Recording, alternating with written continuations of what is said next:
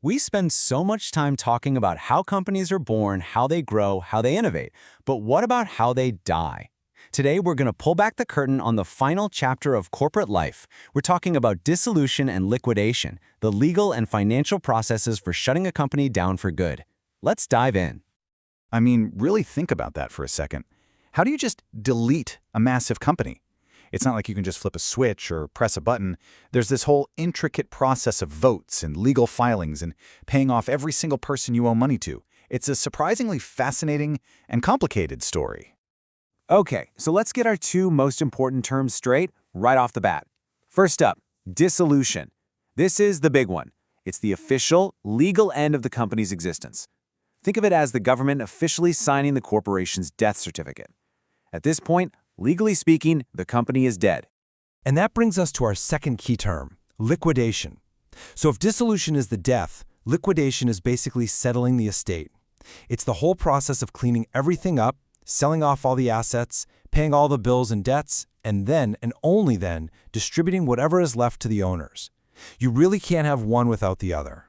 So how does this whole process even get started? Well, the first way, and probably the most common, is when it's a choice. This is what we call voluntary dissolution. It's when the corporation itself decides, you know what, it's time to close up shop. When you boil it down, there are really only two ways a company's story ends. It's a fork in the road. On one path, the company chooses to dissolve. It's a strategic decision. On the other path, the government forces them to shut down. It's a consequence, usually for breaking the rules. All right, let's talk about the easy path first. This is for a company that doesn't owe anyone any money. It's a really clean break. The board just needs a majority vote. The stockholders need a majority vote. You publish one little notice, file the paperwork with the SEC, and that's it. The SEC issues the certificate, and you're done. It's kind of like a quiet, peaceful retirement. But what happens if the company does have debts? Well, now things get a whole lot more complicated, because now you have to protect the creditors. The rules get way stricter. You need a 2/3 majority from the stockholders, not just a simple majority. You have to file a formal petition and go to a hearing with the SEC, and you have to publish that you're closing for 3 straight weeks. It's a much, much bigger deal. And here's a pretty cool little loophole, or maybe a feature. A company can actually give itself an expiration date. Seriously. They can just amend their official paperwork, their articles of incorporation, and set a new, shorter end date. When that date comes, poof, the corporation just dissolves, automatically. No extra meetings, no extra votes, the clock just runs out. Okay, so now let's go back to that fork in the road and talk about the other path, involuntary dissolution. This is when things get messy. This is when the state steps in and says, nope, you're done. So what gets a company forcibly shut down by the government? Well, there are a few major reasons, and we have a little memory aid for you. FFCNL. The two F's stand for fraud, either lying to get your certificate in the first place or committing fraud later on. C is for a court order. N is for non-use, just not doing anything for 5 years. And L is when the legislature itself revokes your charter.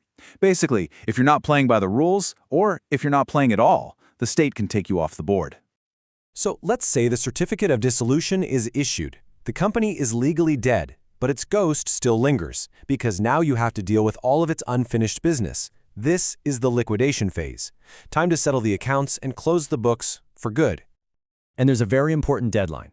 From the moment of dissolution, you get 3 years. That's it, 3 years to do what's called winding up. It's a race against the clock to get everything settled before the company's legal existence just evaporates completely.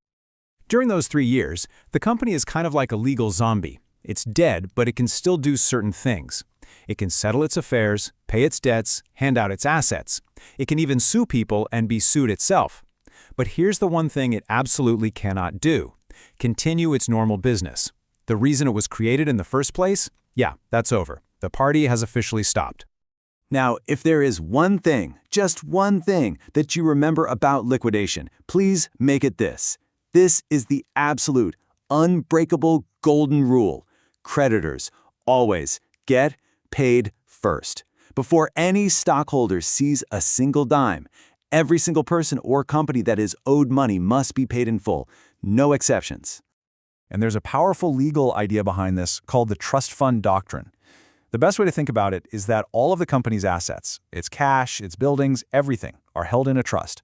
And the primary beneficiaries of that trust are the creditors. The stockholders, the owners, only get the leftovers, if there are any leftovers. Okay, so that's the theory. But you and I both know the real world is always a bit messier.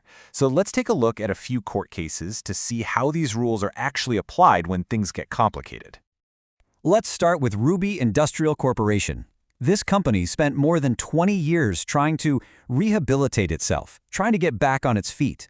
But right in the middle of all that, its original corporate term expired. It automatically dissolved. The Supreme Court finally stepped in and said, look, you've been trying to fix this for decades, it hasn't worked. And by the way, you're already legally dead, it's time to liquidate. And this quote from another case, Viva Shipping Lines, is just perfect. It's so direct. The company came up with a rehabilitation plan, but the plan was basically just selling off all their assets to pay their debts. The courts saw right through it. They said, that's not a rescue plan. Selling everything off isn't rehabilitation, that's just liquidation. You can't call it one thing when it's clearly another. Now, this next case is a real legal brain teaser. Someone involved in a dissolution case claimed that a certain contract was simulated, basically that it was fake. They were then accused of perjury, of lying under oath. But the court made a super important distinction. They said that calling a contract simulated isn't stating a fact, it's offering a legal conclusion. So even if your legal argument turns out to be wrong, it doesn't automatically mean you're a liar who committed a crime.